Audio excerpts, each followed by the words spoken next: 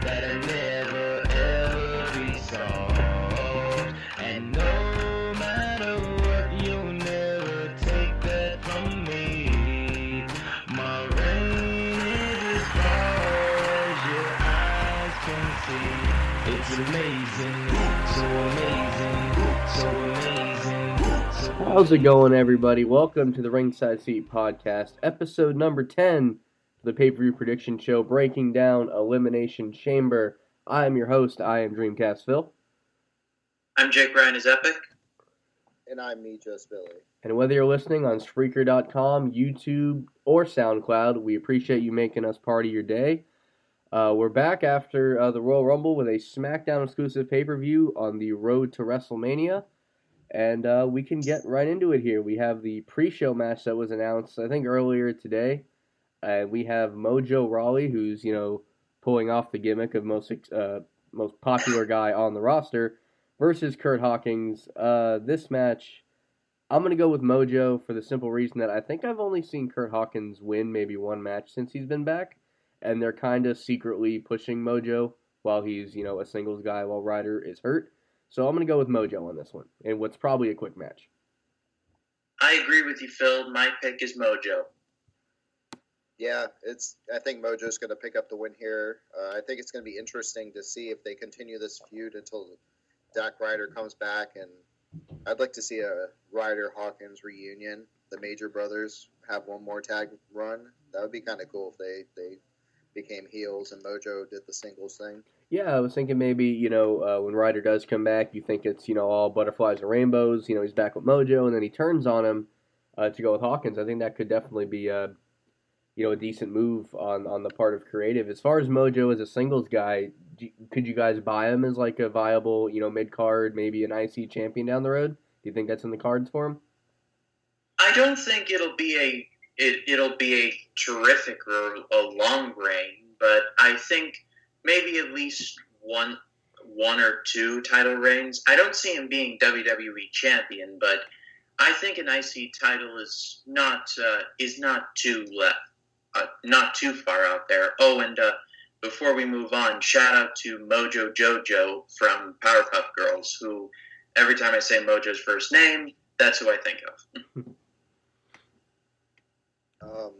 I think it would be interesting if Zack Ryder came back, but maybe I don't think he's going to have a title except for the tag title, at least with not this year, at least.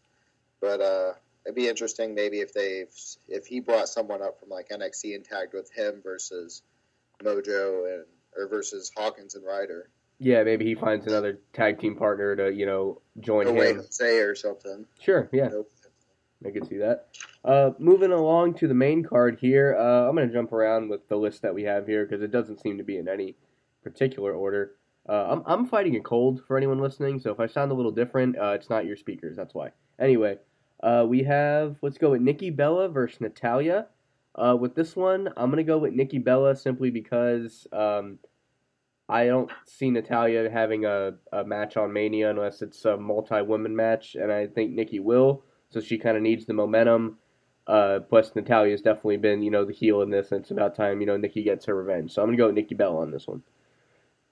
Yeah, I agree with you, Phil. I'm going with Nikki.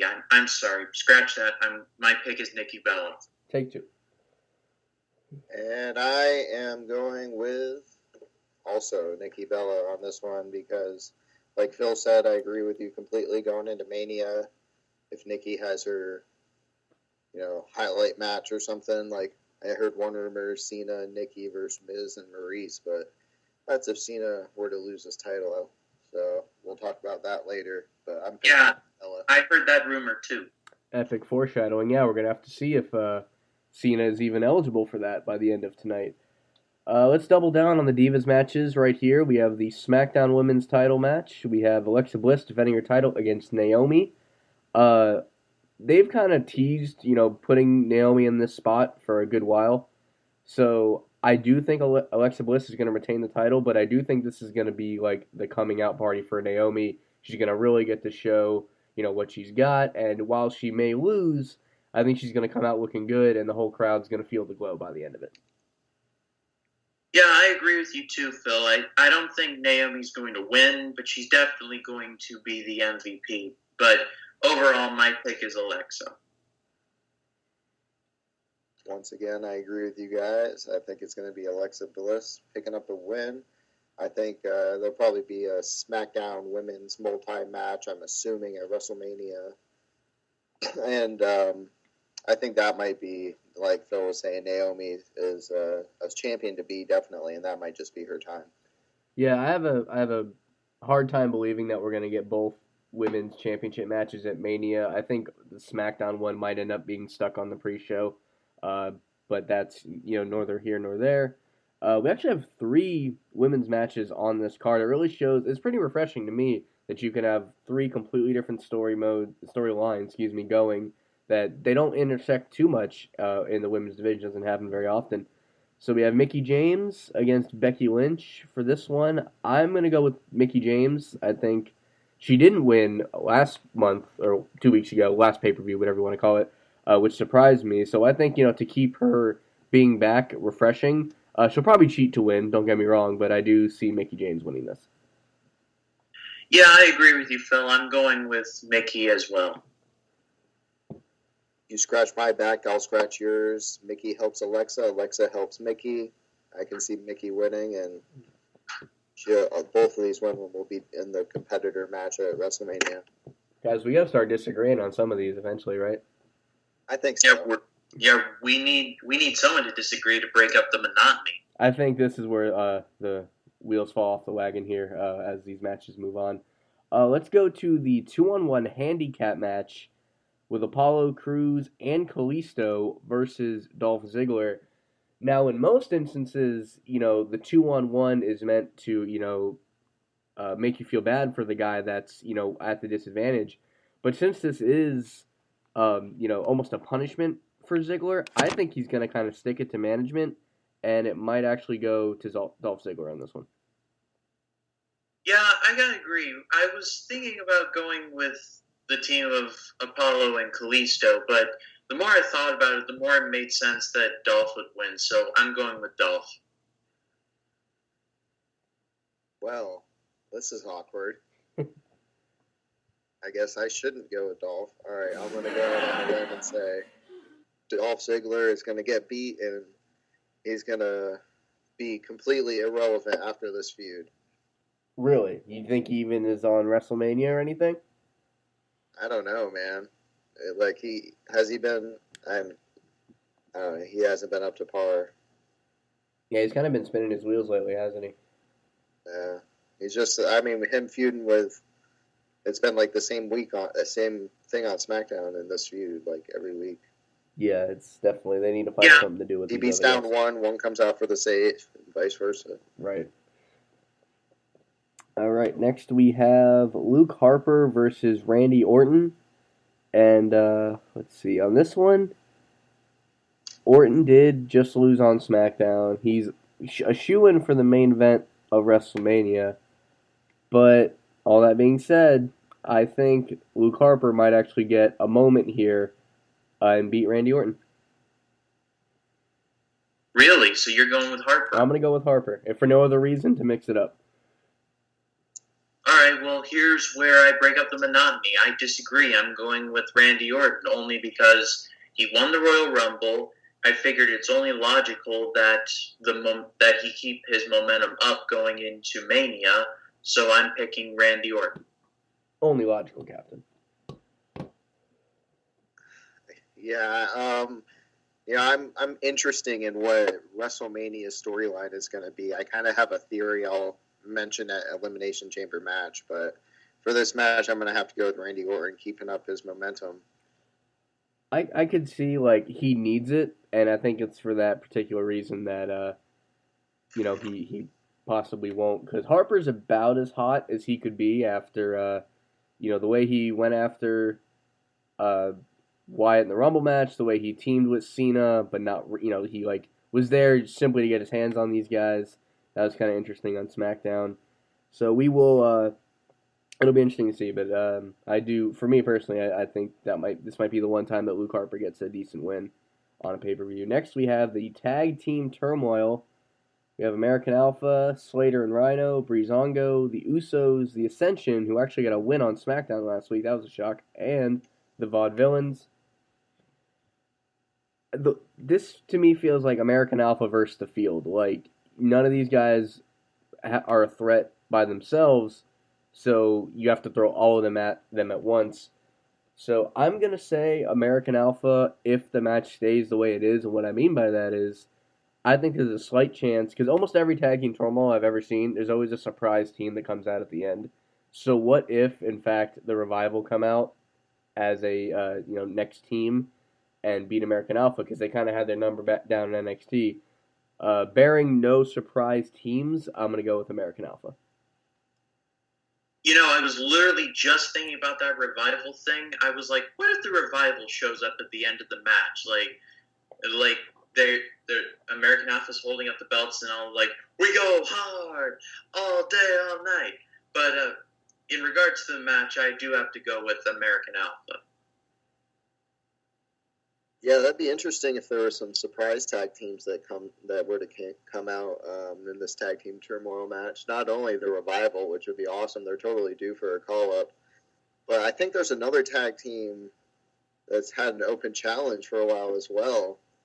What if Broken Matt Hardy and Brother Nero come out and accept this challenge, because they've challenged them on Twitter and stuff before. Which we don't just to cut you off real quick before you make your pick. If you haven't watched, for those that watch TNA on the regular, they actually did this thing on Impact last night. I guess it would be at the time this is being recorded, and Vanguard 1 now has the ability to teleport, and they teleported down to Tijuana because they want to win every tag team title that they can, and they talked about going to the place that has honor rings, obviously ROH, and he mentioned, the Hall of McMahon.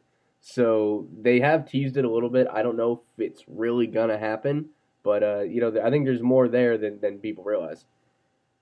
Does anybody realize how stupid this whole thing is? With the Hardys? Yeah. I think it's great. Billy, what do you think?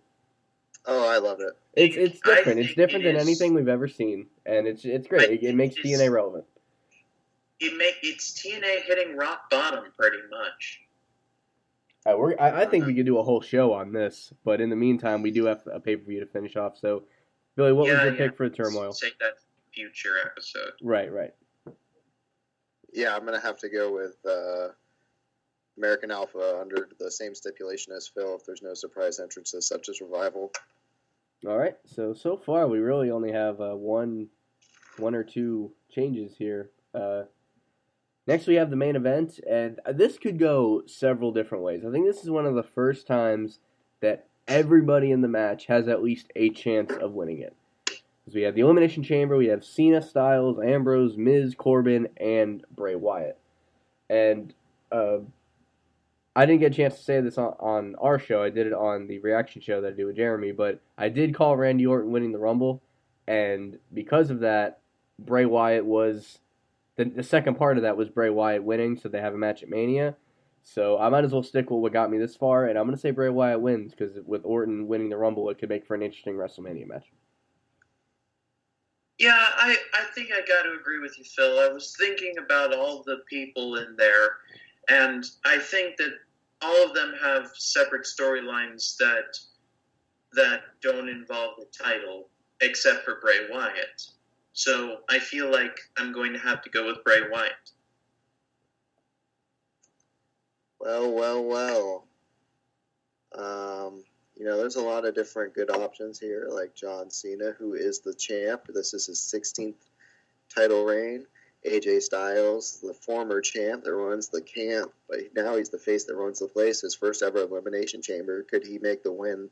I could see him being the first entrance and just, carrying the whole match. Sure. He could basically have a 5-star match with a pencil. Yeah, and then Baron Corbin, they've been pushing to the stars, and that would be awesome. He's definitely a future champion for sure. Miz, who's had a great former 2016. Him holding the title, he earned it last year. And Dean Ambrose, the Intercontinental Champion. I mean, he's probably on the lower end. You know, he has that IC title. I was I gonna don't say he's see probably the least likely of anyone. Yeah, but it's a hard choice. Like Phil said, they're all reasonable competitors. But my pick, I don't know. Let's see.